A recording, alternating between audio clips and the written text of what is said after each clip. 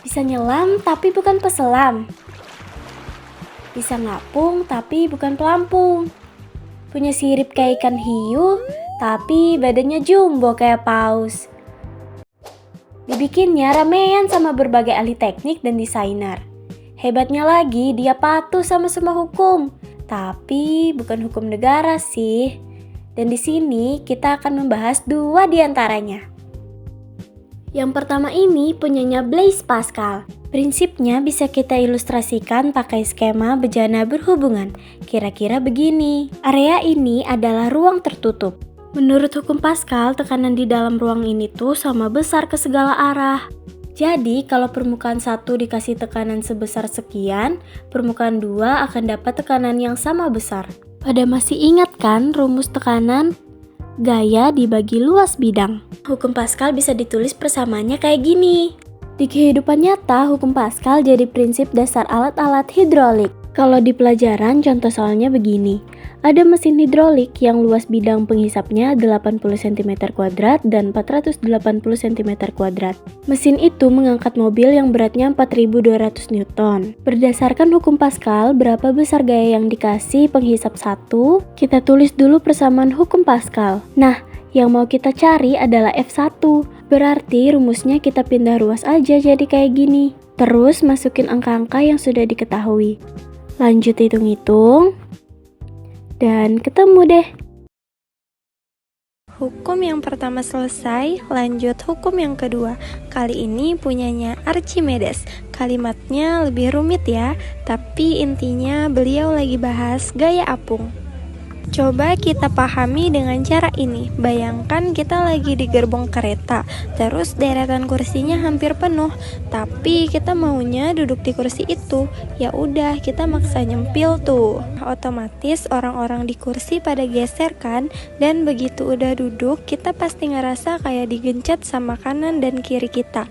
Nah, kira-kira sama kayak waktu benda dicelup ke air. Benda itu akan otomatis ngegeser sekian volume air, dan volume air itu bakal memberi gaya menggencet atau menekan benda ke atas, jadi bendanya ngapung.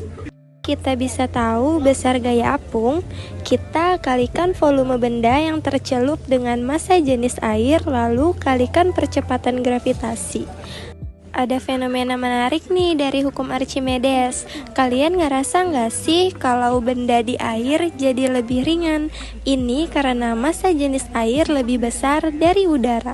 Kita sudah tahu rumus berat benda sama dengan massa dikali percepatan gravitasi. Tapi kalau ditanyanya berat benda di air, carinya bisa dengan berat benda asli dikurang gaya apung. Contohin pakai soal kali ya.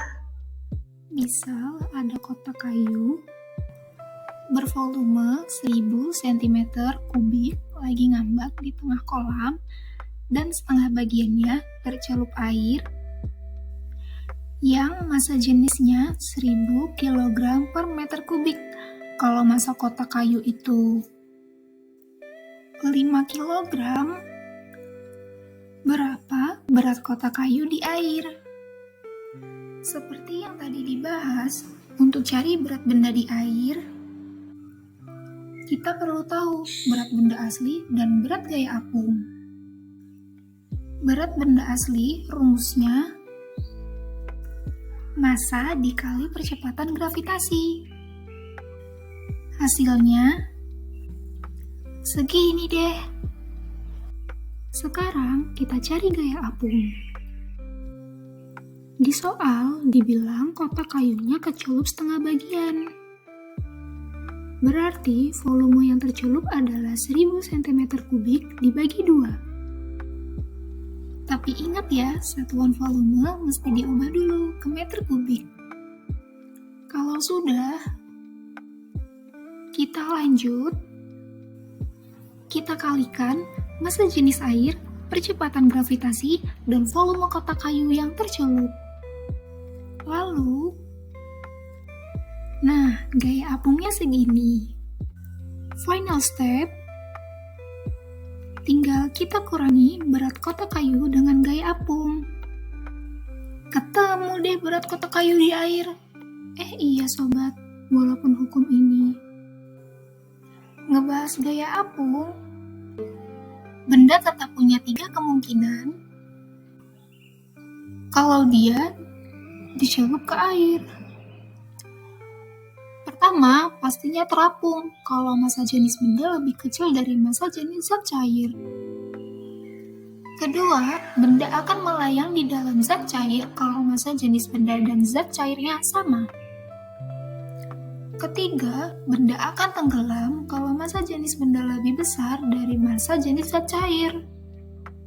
Setelah membahas kedua hukum tadi, ketebak dong benda apa yang dibahas di awal video? Dia ini teknologi yang berhasil memadukan hukum Pascal dan Archimedes di lautan. Bisa nyelam, bisa ngapung, apalagi kalau bukan kapal selam.